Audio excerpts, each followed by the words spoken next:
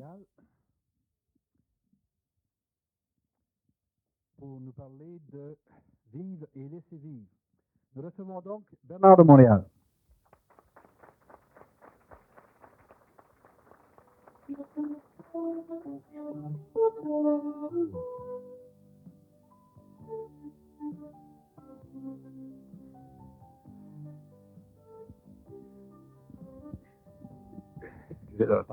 Bonsoir Bernard. Il a été pas autour de vitesse.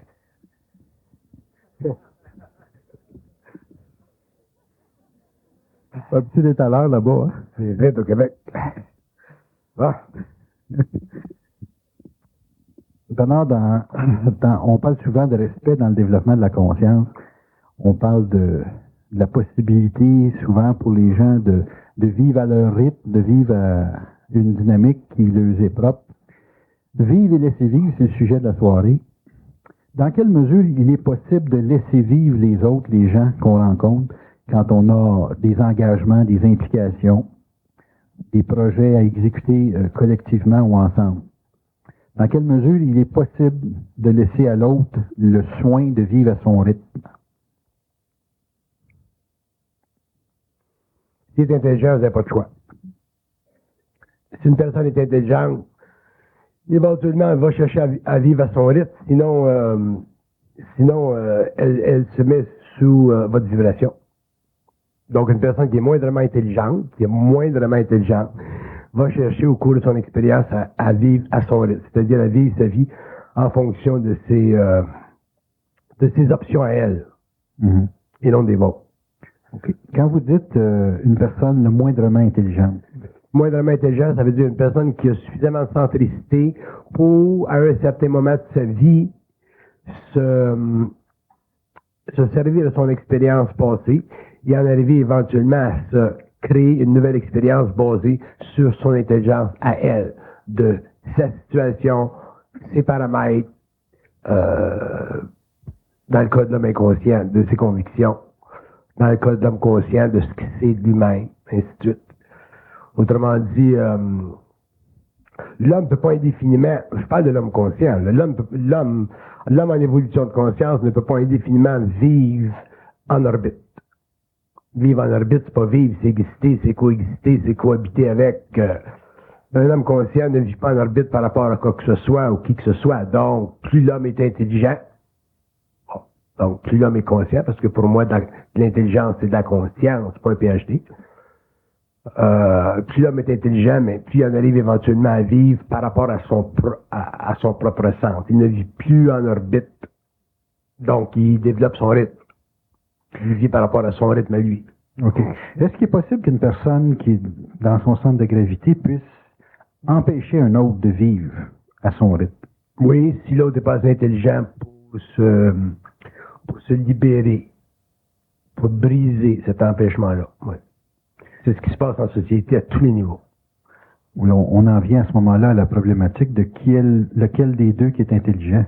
Comment qu'on peut reconnaître dans un débat, finalement, où deux individus sont dans un processus de décision, comment qu'on peut reconnaître celui qui est intelligent et celui qui ne l'est pas? Donc, de celui qui va finalement subir, je dirais, le joug de l'autre. L'intelligence, c'est pas comparatif. Chaque homme a son expérience à vivre, chaque homme a une vibration, chaque homme a, dans un sens, une mission sur la Terre. Chaque homme fait vivre quelque chose, vit quelque chose, donc par rapport à lui-même, et fait vivre quelque chose par rapport aux autres. Tous les hommes le font. L'homme est en symbiose, mais à un certain moment donné, quand l'homme devient conscient, à ce moment-là, il commence à chercher à avoir besoin de vivre son rythme. Et ça, dans une société moderne complexe, c'est pas facile parce que l'homme a vendu son âme à la société. L'homme est même pas conscient de son propre esprit. Il vit sa vie par rapport à la mémoire, il vit sa vie par rapport à sa personnalité. Il n'est pas dans sa personne, il n'est pas centrique, il se connaît pas.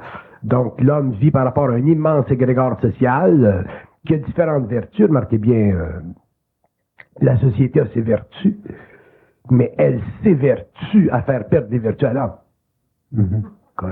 malgré elle-même. Ça fait partie de sa dynamique, ça fait partie de ses forces planétaires, ça fait partie de son inconscience, ça fait partie de son vampirisme, ça fait partie de l'égrégore planétaire mondial.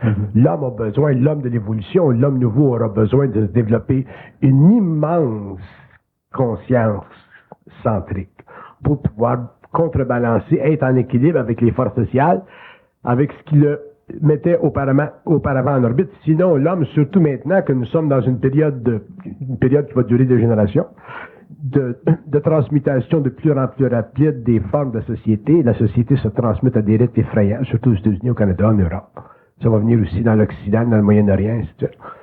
Il va venir un point où les structures sociales, les structures psychologiques de l'évolution ne pourront plus servir l'homme en tant qu'individu. Elles vont servir l'homme en tant qu'être, animal social. L'homme qui représentera, dans un certain sens, des valeurs purement socialisantes. Un petit peu comme Marx le concevait, par exemple.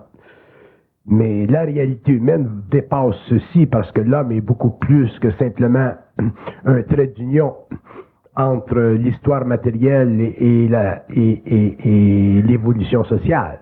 L'homme, c'est un pilier de la conscience sur la Terre. Et éventuellement, quand l'homme prendra conscience de cette nature ultimement universelle, à ce moment-là, ce qui était auparavant considéré comme des forces imprenables de la société, ce qui était considéré auparavant comme des conditions fondamentalement sociales de l'homme social, de l'homme grégaire, mais ça va s'éteindre parce que l'homme ne pourra plus vivre par rapport à ces paramètres-là qui font partie de l'inconscience planétaire de la vie, mais qui ne font pas partie de sa conscience universelle. À ce moment-là, les religions n'existeront plus pour l'homme. L'homme ne pourra plus utiliser les religions comme béquille. L'homme ne pourra plus utiliser les philosophies sociologiques et socio-économiques comme béquille. Par contre, l'homme va continuer à créer socialement, mais en fonction de paramètres qui lui conviendront parfaitement. Et ça va demander de sa part une très grande transmutation de sa conscience et une élimination complète dans sa conscience des forces qui retardent son évolution vers une intégration profonde de son moi universel. Bernard, diriez-vous que les idéologies versus aussi les religions sont le principal entrave, les principales influences sur la liberté de l'individu? Bon, les idéologies font partie du parcours historique de l'humanité. Vous pouvez pas vous attendre à ce que l'homme, je parle de l'homme de l'évolution, l'homme qui découle de la civilisation grecque, la civilisation romaine, la civilisation de la Renaissance, ainsi de suite. Vous pouvez pas vous imaginer que l'homme puisse parcourir les sentiers de sa conscience, découvrir les lois occultes de son moi, à travers la réflexion philosophique, c'est impossible. Donc, tant que l'homme n'aura pas nié complètement, détruit complètement le concept cartésien du « je pense donc je suis », qui fait partie dans un sens, de la fleur de la pensée française et aujourd'hui de la pensée occidentale, l'homme pourra pas faire de constat au-delà de ce que les idéologies ont bien voulu lui amener en fonction de son éducation, de son évolution très lente, de sa recherche, de sa réflexion. L'homme a besoin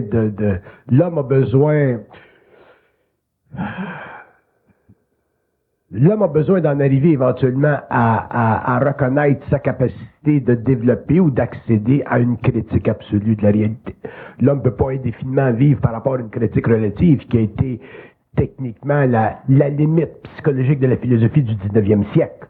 L'homme a besoin d'en arriver à pouvoir, par lui-même, en fonction de lui-même, pour lui-même, pas par rapport aux autres, toujours par rapport aux autres, accéder à une critique absolue. Et pour accéder à une critique absolue, il faut absolument dépasser le niveau psychologique de la conscience réflexive de l'homme, donc dépasser le consensus psychologique de l'ego en fonction de sa relation dynamique avec la conscience sociale. Sinon, l'homme ne pourra jamais en arriver à constater les hauts faits de sa conscience, les hauts lieux de sa conscience, et éventuellement pérégriner, si vous voulez, ou être en communication télépathique avec le plan mental qui, pour le moment, sont dit de voiler des civilisations imaginaires qui, demain, deviendront des civilisations réelles pour l'homme, dans la mesure où ces civilisations voudront bien se présenter à lui, parce que lui sera suffisamment développé pour ne pas être détruit par leur présence. Donc, on est arrivé à la fin du 20e siècle aux confins de l'histoire humaine, aux confins de l'histoire psychologique, aux confins des sciences psychologiques, aux confins des sciences réflexives. Puis l'autre passage dans l'ère du Verseau, ou l'autre passage de la conscience humaine, se fera totalement par rapport à une nouvelle logistique psychique. C'est-à-dire que l'homme deviendra totalement psychique. L'homme deviendra volontairement télépathique. L'homme deviendra totalement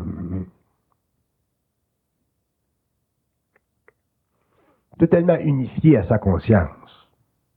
Et à ce moment-là, les aspects ou les paramètres psychologiques de l'évolution dont vous parlez, par exemple les idéologies spirituelles ou les idéologies politiques, seront simplement des tableaux qui feront partie du musée de l'histoire de la contemplation de l'homme face à la réalité. Et lui commencera finalement à réécrire sur les murs la nouvelle histoire de l'homme, à sa façon, selon sa puissance. On voit dans votre discours que vivre pour une personne consciente ne réfère pas aux mêmes paramètres. Vous parlez de civilisation imaginaire et vous accordez une réalité éventuelle à la conscience de l'individu face à ces civilisations dites imaginaires. Comment l'individu peut concevoir le fait de vivre en parallèle avec ces civilisations-là? Dans la mesure où il accède à un autre véhicule, dans la mesure où ses énergies émotionnelles, astrales sont suffisamment changées pour qu'il ne s'éteignent pas dans la folie, au contact avec ces civilisations imaginaires. La raison pour laquelle je leur donne le terme de civilisation imaginaire, c'est parce que pour le moment, elles font partie de l'imagination de l'homme. Donc, pour l'homme, en général, le contact avec ces plans-là le contact fait partie de l'imagination humaine, tandis que pour des initiés, ce contact-là avec ces plans-là ne fait pas partie de l'imagination humaine, il fait partie du contact étroitement, absolument relatif entre l'homme et des plans qui font partie de la conversion de son énergie astrale en conscience éthérique, donc en corps moroncien. Donc, mais on doit pour le moment respecter les conditions, les conventions de la psychologie humaine, les niveaux de reconnaissance géographique de l'homme en ce qui concerne la totalité de l'univers palpable. Pour stimuler notre imagination, est-ce qu'on pourrait avoir une idée de qu'est-ce que ça serait la vie en vivant ce contact-là avec ces civilisations-là? C'est peut-être stimuler notre imagination. Dans le sens que pour nous autres, c'est peut-être pas réel pour l'instant, mais vous parlez de ce contact-là avec ces civilisations-là comme étant une éventuelle réalité. Est-ce qu'on pourrait avoir une idée, dans un sens, de qu'est-ce que ça pourrait être, la vie, en contact avec ces civilisations-là? Une fois que l'homme, sur le plan matériel, a pris contact avec ces civilisations-là, sur d'autres plans. Pourquoi ça? Pour savoir quelle vie qui nous attend, dans un sens. Ça vous donne quoi? Ça permet de faire la conférence sur un sujet qui est intéressant dans un sens, parce que il y a beaucoup de sujets qui sont intéressants dans plusieurs sens. Mais c'est pas parce que des sujets sont intéressants dans plusieurs sens ou dans un sens que ces sujets-là sont nécessairement importants pour l'homme. C'est que toute personne, dans un sens, cherche une évolution à caractère psychique. Et ça semble être une éventualité, pas une éventualité, mais une sorte de certitude qu'on s'en va vers ça. Ces civilisations-là semblent prendre contact avec l'homme, vous dites au niveau imaginaire dans un temps, mais là, la perception de ça, on doit finalement goûter à une certaine réalité dans nos prises de décision, dans nos actions. Que l'homme commence au niveau de son moi, que l'homme commence au niveau de sa pensée, que l'homme commence à ne pas se laisser astraliser, d'abord. Les premières étapes avant les deuxièmes, c'est inutile à parler à l'homme de choses qui font partie de ce qui est pour lui aujourd'hui de l'imaginaire, parce que à ce moment-là, ça le rend imaginaire, ça le rend imaginatif, ça ne le ground pas, ça ne l'aide pas. Ce que l'homme a le plus besoin aujourd'hui, à la fin du 20e siècle, c'est de réellement prendre conscience de ses faiblesses, Et quand je parle de conscience de ses faiblesses, je veux dire de ce qui, dans la vie, le fait souffrir à tous les niveaux. Et ça, c'est une job qui peut durer des années. Commencer à se remplir le cerveau avec des notions ou des concepts ou des paramètres qui définissent des mondes imaginaires, c'est totalement absurde, c'est totalement ésotérique, c'est totalement non nécessaire. Pour moi, c'est pas bon. Pour moi, c'est retardataire. Pour moi, c'est de l'évasion. C'est pas aider l'homme de parler de ces choses-là. Aider l'homme, c'est lui faire reconnaître d'une façon fondamentale que dans la vie, il vit des souffrances et qu'il doit connaître les lois, les raisons de ces souffrances-là. Et toutes les souffrances humaines sont basées fondamentalement sur l'incapacité de l'ego de traiter de façon scientifique avec son intelligence, c'est-à-dire de façon objective avec sa pensée. C'est-à-dire de façon objective avec son moi qui est derrière son moi subjectif et planétaire. Ça, c'est la première chose que l'homme doit savoir. Le reste est secondaire. Le reste, c'est simplement le reste découle de ceci. Donc, intervenir dans l'éducation de l'homme sur un plan ésotérique, ça deviendrait éventuellement même de la fumisterie parce que ça n'aiderait pas l'homme à se comprendre lui-même. Et ça éteindrait en lui la notion d'un travail profondément nécessaire sur la nature de ses réflexes psychologiques en tant qu'ego par rapport au monde, par rapport à l'homme, par rapport à la société. C'est là qu'il faut que l'homme concentre son énergie. Vous dites que c'est inutile de chercher ou de faire une recherche sur ce qu'on peut devenir. Ah oui, c'est absolument inutile parce que premièrement, ça ne nous sert pas. Deuxièmement, ça devient de la projection. Troisièmement, ça s'astralise. Quatrièmement, ça nous enlève le lien déjà ténu qu'on a avec le plan matériel. Vous regardez les gens, puis j'en ai rencontré des milliers, des gens qui sont spirituels, des gens qui sont du bon monde, là, comme on dit, des gens bien, mais ils sont pas capables de se grounder, ils sont pas capables de travailler, ils sont pas capables de faire marcher leur esprit dans un corps en relation avec d'autres esprits puis d'autres corps parce que sont trop affectés spirituellement ou émotivement par leur sensibilité. Puis ça, il faut que ça s'intègre, ça, cette chose-là. Donc, qu'est-ce qui se passe? Ben, c'est que la Terre ou les forces sociales ou la matière ou les matières restent dans les mains de ceux qui sont un petit peu plus brutales, un petit peu plus philistins, alors que les gens qui devraient réellement accéder au sel de la Terre n'y accèdent pas parce qu'ils n'ont pas la colonne vertébrale pour traiter de façon intelligente avec des égrégores qui deviennent de plus en plus puissants. Puis éventuellement, quand vous regardez l'homme à partir du plan mental, mais éventuellement, vous vous reculez de lui. Pourquoi? Non pas parce que vous ne l'aimez pas, mais parce qu'il n'est pas capable de construire, il n'est pas capable de créer, il n'est pas capable d'asseoir sur le plan matériel des choses qui sont de longue durée, qui sont permanentes, qui sont bien faites. Tout est impermanent chez lui. Donc, c'est pour ça que je suis anti-ésotérisme ou anti-hermétisme ou anti ces choses qui fascinent l'être humain.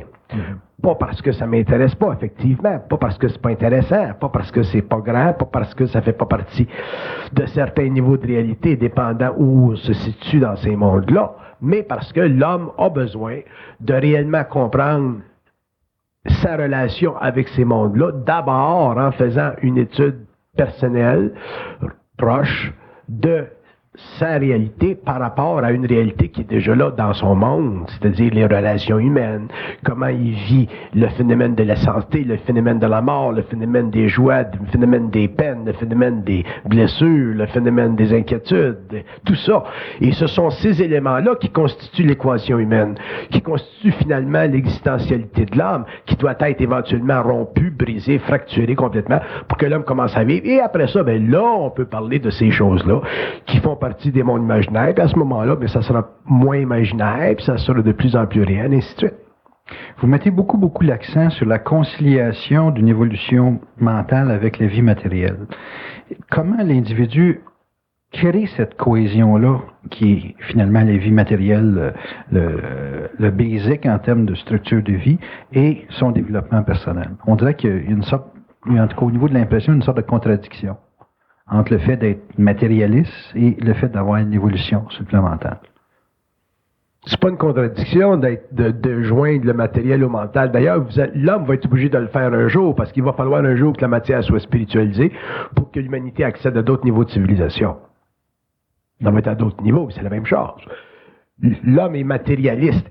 Être matérialiste, dans le sens philosophique du terme, c'est perdre contact avec son esprit et ne s'appointer que dans la matière. Ça, c'est être matérialiste. Ça, c'est du matérialisme.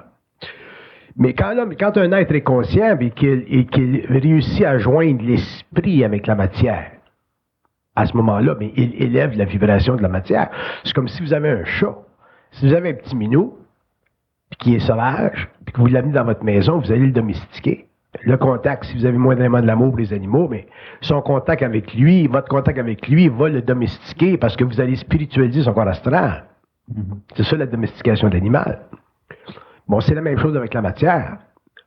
Il faut que l'homme apprenne à connaître la matière, les lois de la matière. Il faut que l'homme dérive de sa conscience psychique des lois fondamentales qu'il puisse appliquer dans le matériel, au niveau des gouvernements, au niveau de la société, au niveau de la science, au niveau de la médecine, et ainsi de suite. Des lois, et ainsi de suite.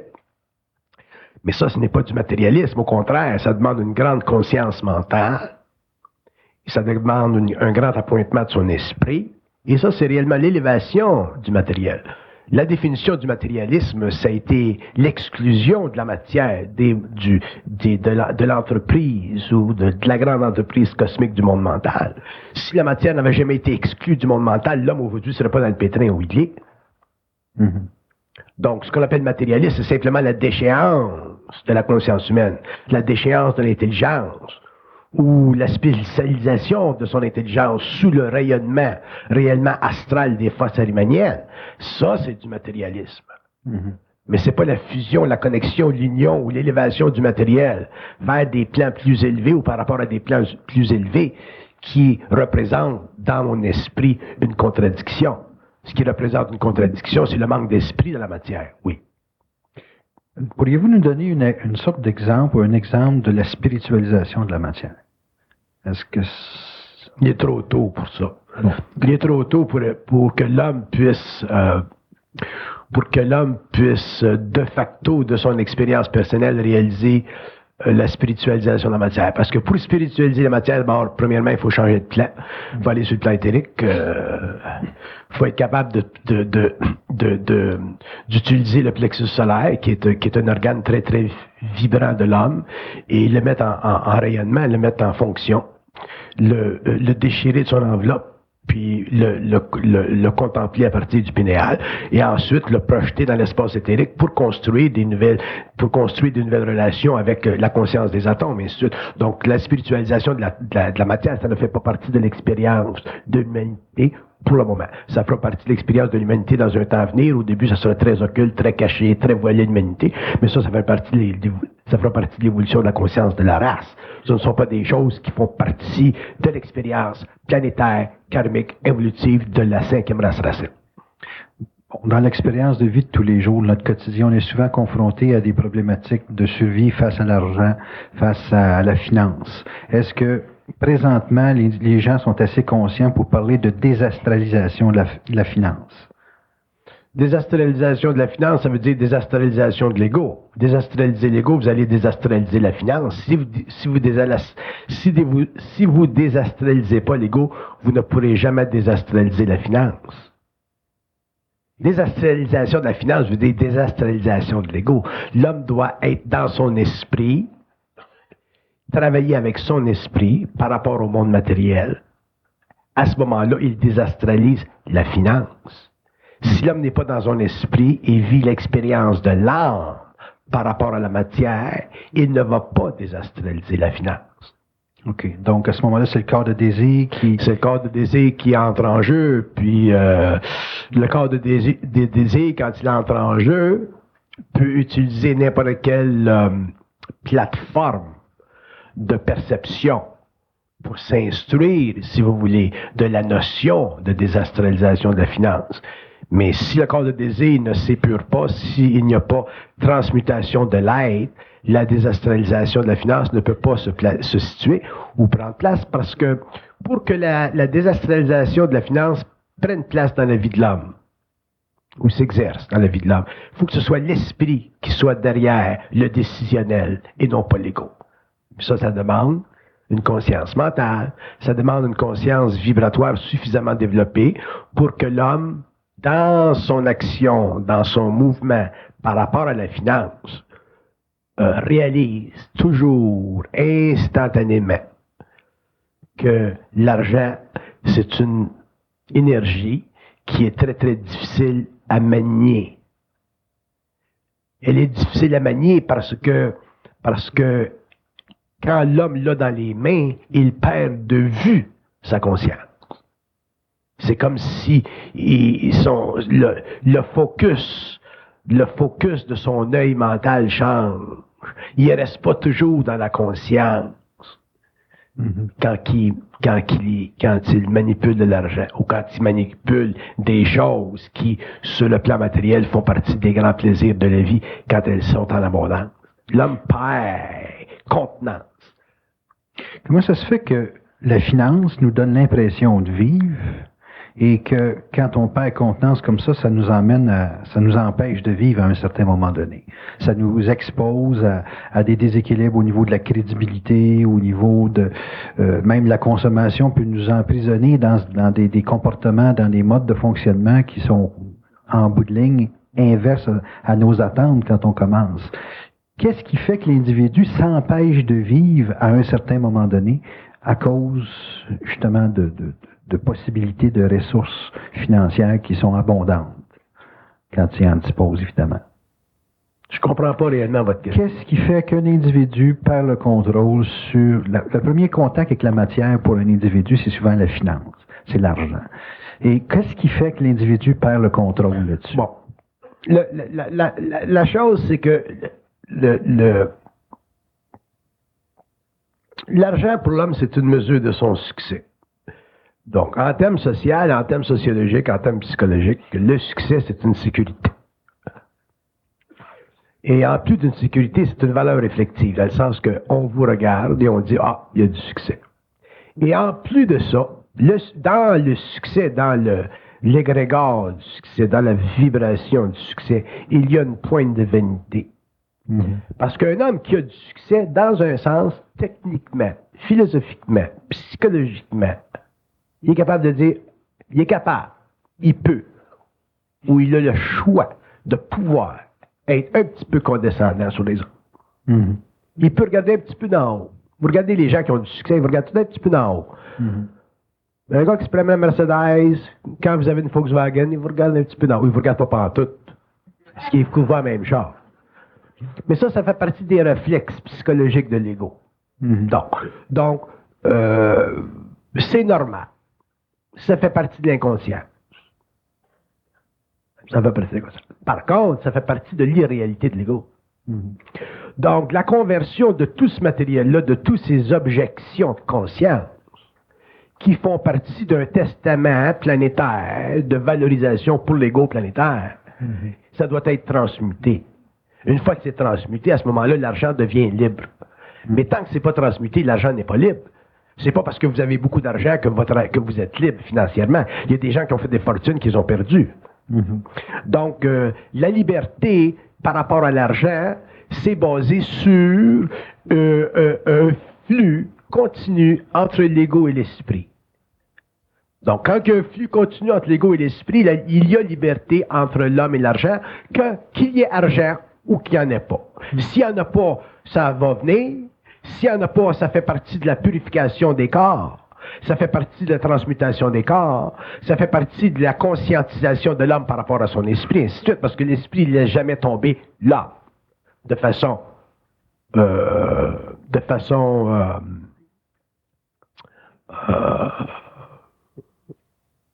irréfléchie. L'esprit a toujours un plan. Mais si l'homme n'a pas contact ou n'a pas suffisamment de conscience de son esprit, n'a pas suffisamment de conscience vibratoire, à ce moment-là, l'argent remplace son esprit. OK. Et l'esprit n'aime pas être remplacé par de l'argent. On peut comprendre. L'esprit n'aime pas ça. Autrement dit, si vous parliez à votre double, à la source, à ce moment-là, l'esprit et l'ego du mortel deviendront tellement unifiés que l'homme ne pourra plus faire ce qu'il veut avec de l'argent. Et à un certain moment donné, l'homme s'en apercevra qu'il ne peut pas faire ce qu'il veut avec de l'argent. Jusqu'au moment où un jour l'homme pourra faire ce qu'il veut sur le plan matériel.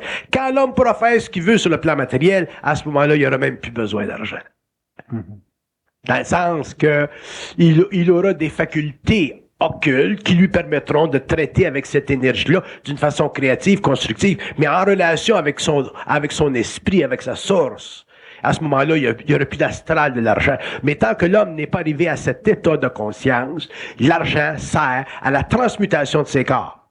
Sur le plan mental, comme la sexualité sert à la transmutation de son corps émotionnel sur le plan émotionnel.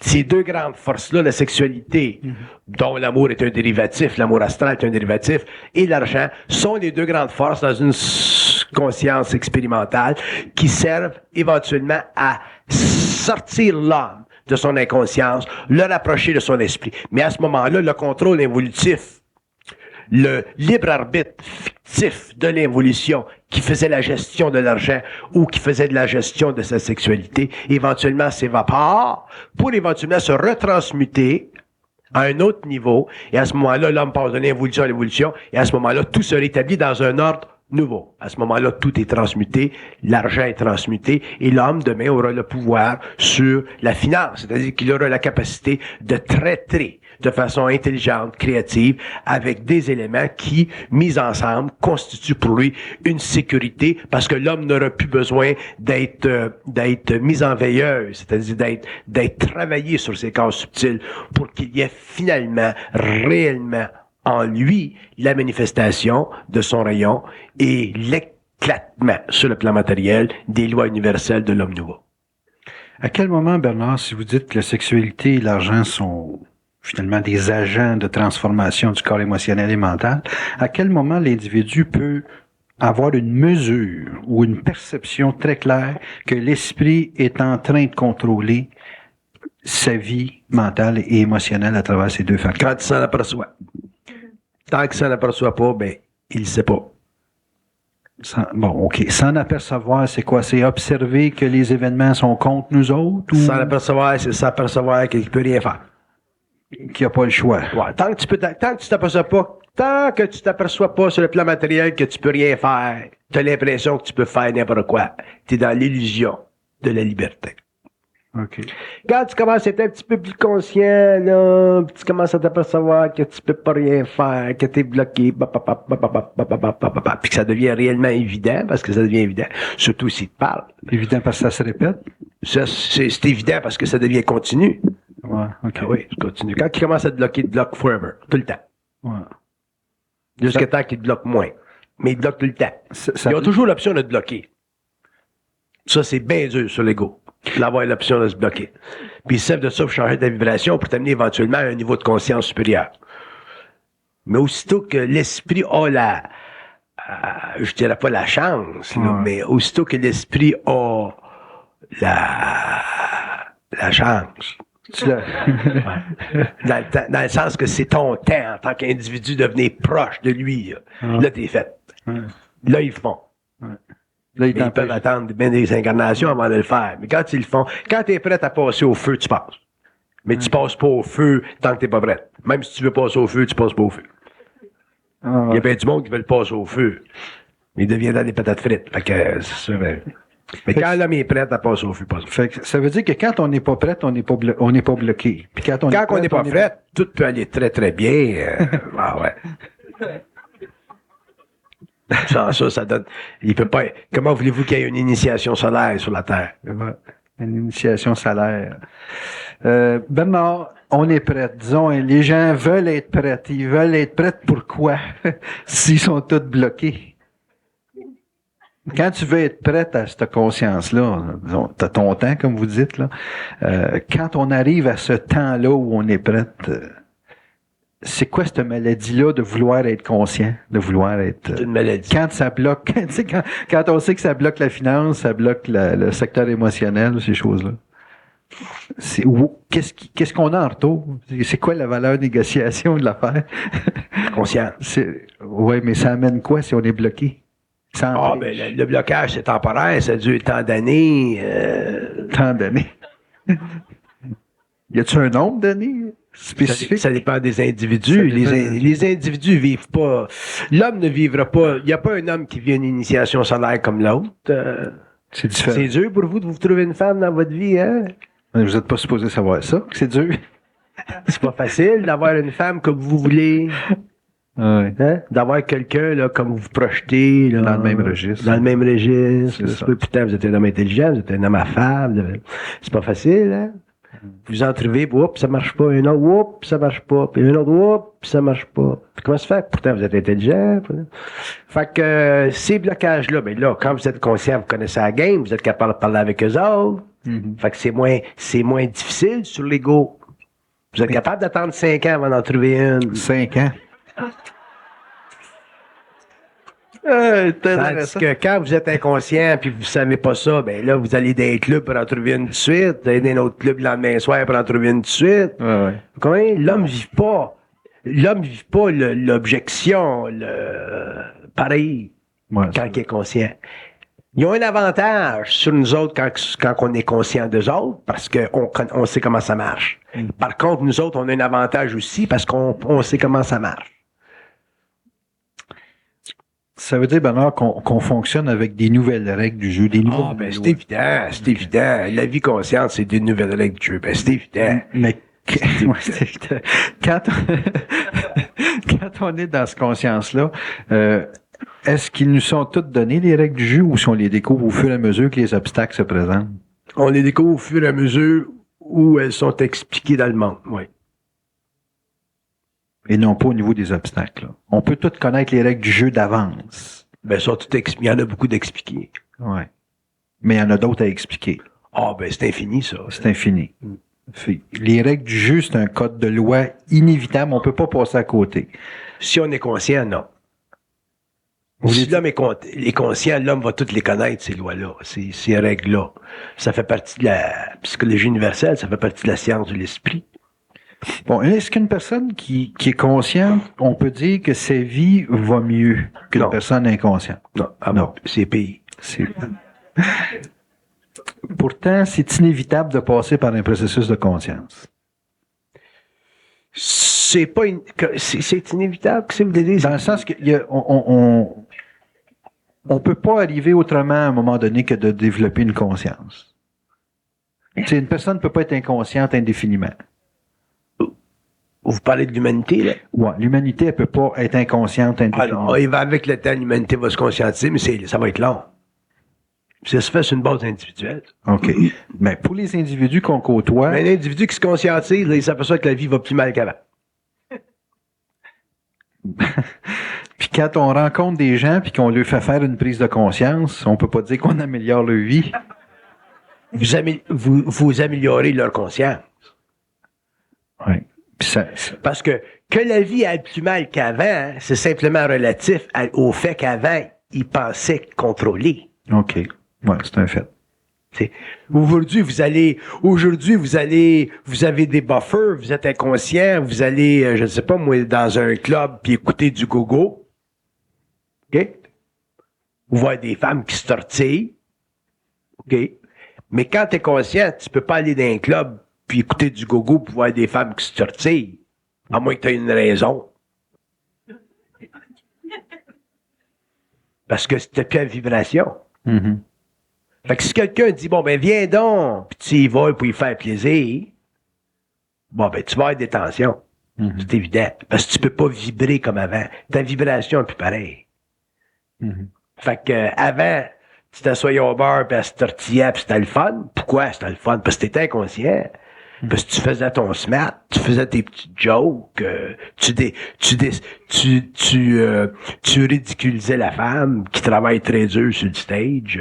Avec ton chum, t'as montré que t'étais macho, puis t'es ben smart.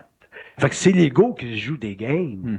Mais quand tu peux plus jouer ces games-là, à ce moment-là, ben, t'arrives là, qu'est-ce que tu vas faire? Arriver au bar, t'asseoir, prendre une bière, puis regarder son aura.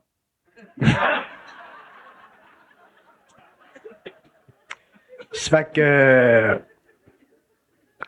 c'est ça que je veux dire quand je dis que la conscience change. Avant, ce qui est important pour toi dans la vie, c'est d'avoir du succès, puis travailler d'une compagnie, puis devenir président d'une compagnie, devenir infirmier, ou non, devenir missionnaire en Afrique, ou tu sais. Mais quand tu es conscient, sais-tu que devenir missionnaire en Afrique, ça devient très secondaire, tertiaire, quaternaire.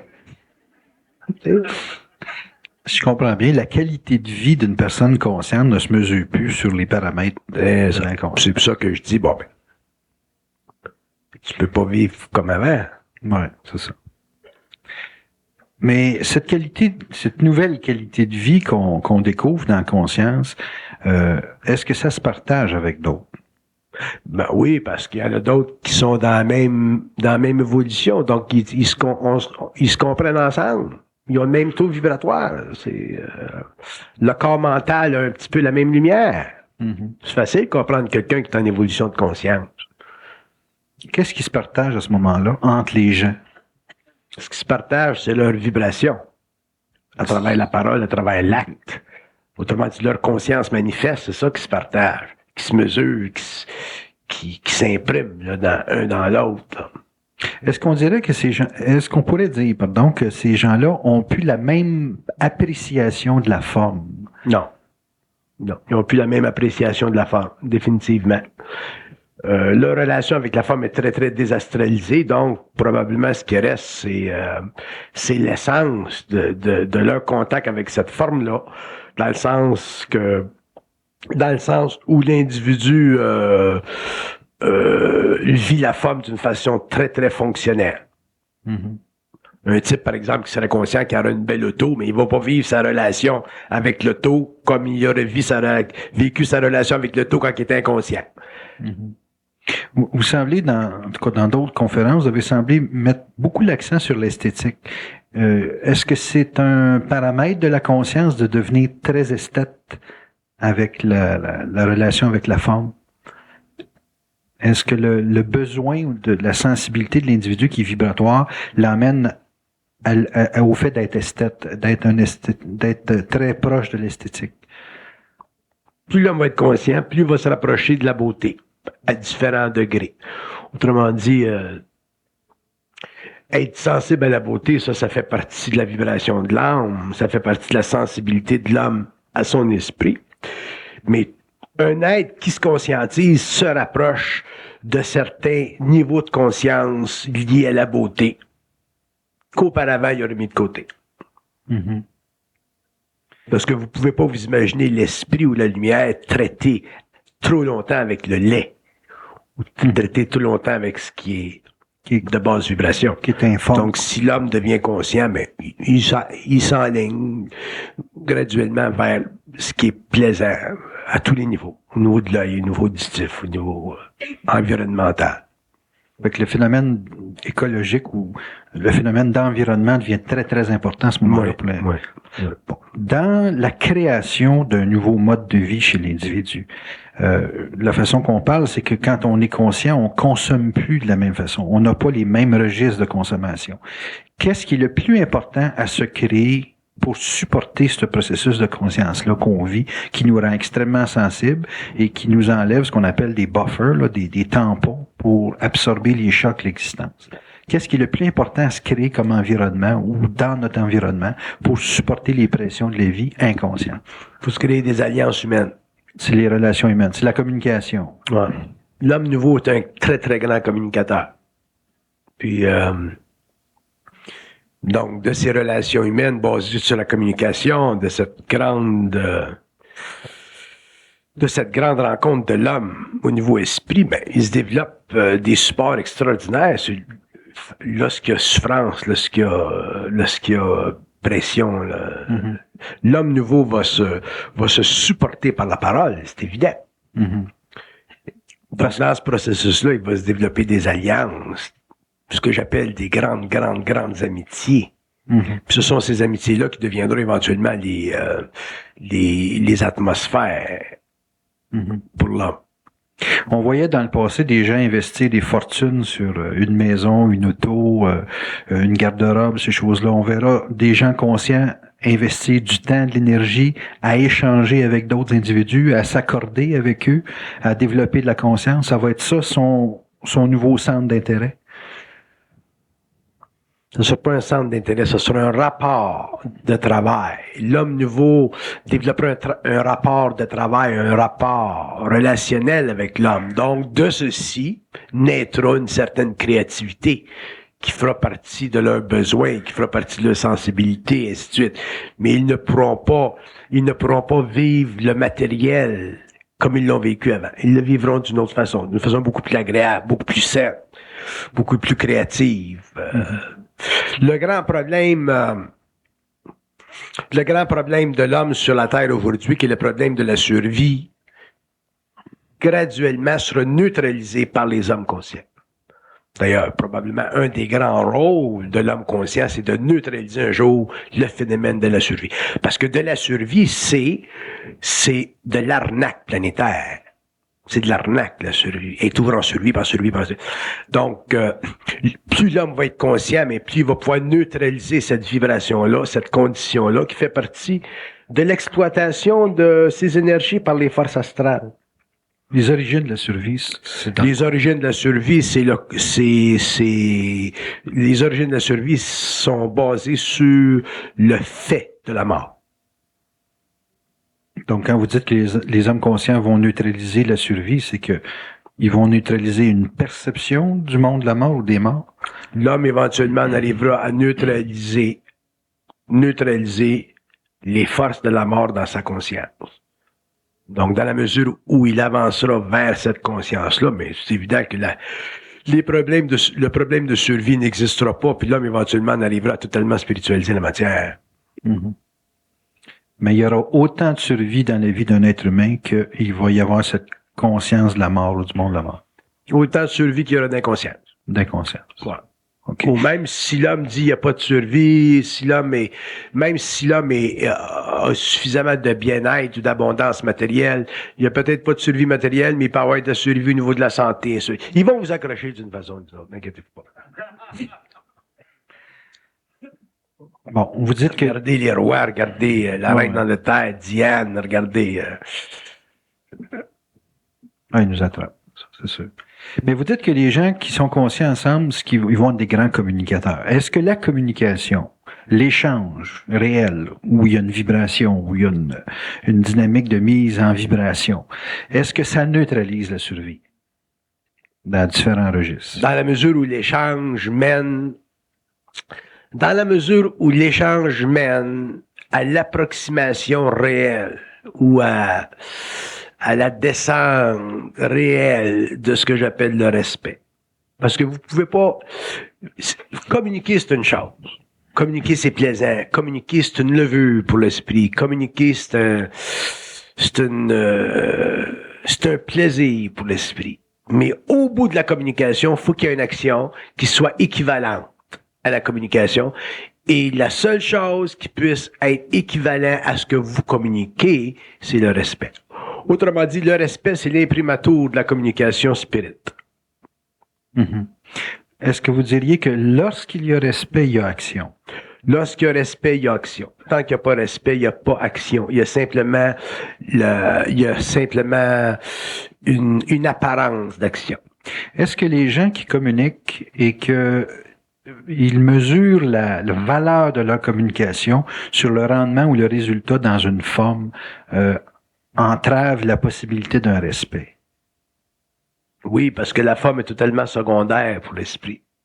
Ce qui est important pour l'esprit, c'est la relation entre les hommes puis la vibration qui lie les hommes ensemble. La forme devient secondaire à l'esprit.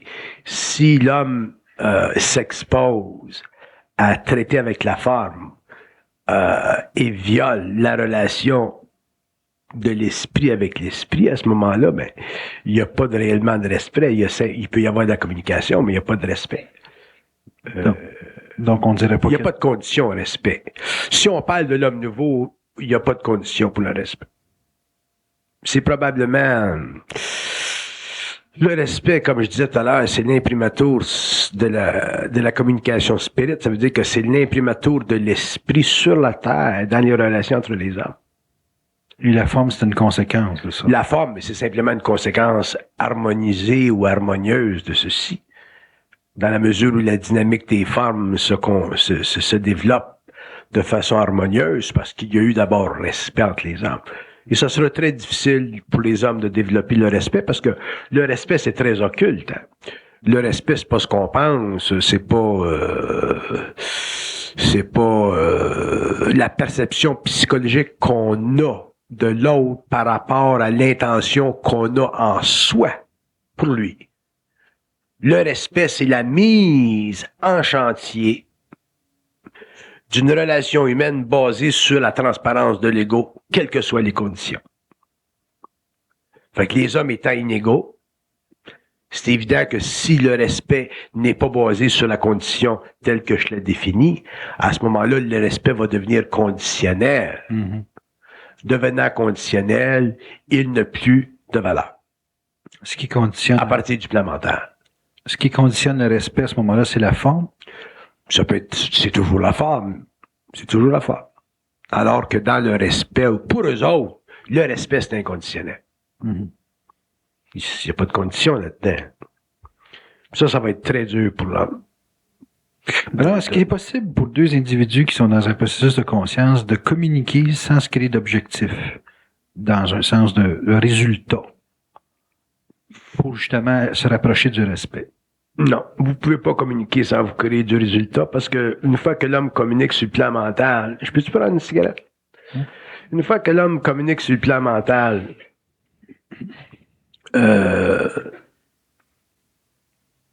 il est obligé d'utiliser cette énergie-là dans la matière.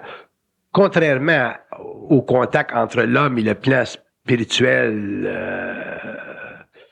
le plan astral de l'involution. Ils sont pas intéressés à donner à l'homme de l'information, donc de la connaissance, donc faire vibrer son rayon pour simplement placoter. Okay. Ils sont intéressés à donner à l'homme de l'information pour qu'il descende dans la matière, parce que c'est dans la matière qui est testé dans ses couleurs. Okay. Tandis que véhiculer de l'information psychique entre des individus, ça dure pendant un certain temps, mais un jour, il faut que ça descende dans la matière. L'homme, un jour, va être testé dans le matériel, parce que c'est le seul là qui peut perdre contenance. Vous perdez pas contenance quand vous parlez ensemble. Mm-hmm. Vous pouvez vous endormir quand vous parlez ensemble. Vous pouvez vous trouver intelligent quand vous parlez ensemble. Vous pouvez vous trouver smart. Avec le respect, si je comprends bien... Mais quand vous êtes testé dans la matière, là, c'est là qu'on voit si l'homme est réellement intelligent.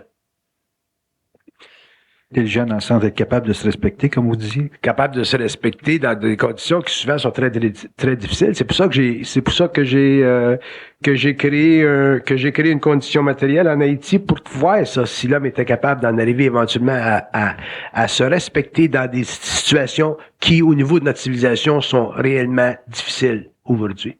Mm-hmm. Puis c'est pas facile pour l'homme. Qu'est-ce que les forces testent dans l'homme quand il est question de la matière? Ils vont tester s'il y a la capacité de ne pas douter Ah, c'est ça. Pas douter. Pas douter de l'avenir, pas douter... Pas douter, c'est pas douter. Arrêtez de taponner avec. Pas douter, c'est pas douter. Pas douter, c'est être conscient. Pas douter, c'est contenir. Pas douter, c'est supporter votre colonne d'énergie. Pas douter, c'est... pas douter. Si vous voulez de plus. Fait que si vous voulez un petit peu, mais c'est du doute. C'est parce qu'en général, les gens, ils disent pas douter de quelque chose. Puis vous dites pas douter tout court. Pas douter, c'est pas douter. Ouais. Vous autres, vous voulez des définitions psychologiques de pas douter. Tandis que moi, je vous donne je vous fais une observation vibratoire de pas douter. Pas douter, c'est pas douter. C'est concis. Il n'y a pas de place C'est pour le ça, doute. savoir. Ouais. Si vous êtes fanatique, Ouais. si vous appartenez à une religion fanatique, Ouais. vous doutez pas. Ouais. Mais c'est psychologique. Vous pouvez être dans des erreurs abominables. C'est quand... Dans l'absence de doute, il y a conscience, il y a savoir, donc il n'y a pas de fanatisme. Ouais. Dans la certitude psychologique d'un doute, dans la certitude psychologique qui mène à l'absence d'un doute psychologique, il peut y avoir grand fanatisme. Ouais. C'est très dangereux. Les gens qui ne doutent pas parce qu'ils ont une certitude psychologique. Alors que l'homme conscient ne doutera pas parce qu'il ne sera pas capable de douter. Il n'y aura plus les éléments psychologiques qui font en sorte qu'ils ne doutent pas psychologiquement. Puis ils vont tout faire pour créer des doutes psychologiques jusqu'à temps qu'ils créent une nouvelle fondation sur la Terre. Mhm. Fait que ce Donc, que c'est un autre niveau. ce que je comprends dans votre pas de doute, c'est que sans aucun support de la forme, vous n'avez pas de doute. Ah, là, vous parlez bien. Sans aucun support de la femme, Il n'y a pas de doute. il ne doute pas. Ça, c'est pas douter. OK. Tandis que l'autre niveau de pas de doute, pas douter de, Il est en relation avec le support de la femme. c'est conditionnel. Ouais. Donc, il y a des gens qui se vendent l'idée de pas douter parce qu'ils ont Vous une vendez certitude l'idée de pas psychologique. douter, puis vous allez vous vendre. À ce moment-là, ça veut dire que c'est la collectivité qui supporte. C'est ça. Tandis que le pas de doute que vous parlez, c'est totalement individuel. Ah, totalement individuel. Puis c'est le seul doute qui, pour eux autres, est important. Puis c'est le seul doute qui va résister aux intempéries de l'initiation solaire. OK. À l'origine de cette question-là, c'est qu'on a parlé que deux êtres conscients dans la communication devaient en venir au respect. Mais vous dites, il faut que les gens soient testés dans la forme. Ça veut dire que quand on est testé dans la forme, si on ajoute le phénomène du pas de doute, on est testé dans la forme strictement pour soi-même et Toujours. jamais en rapport avec une performance à donner pour les autres. Toujours pour soi. Ouais. OK.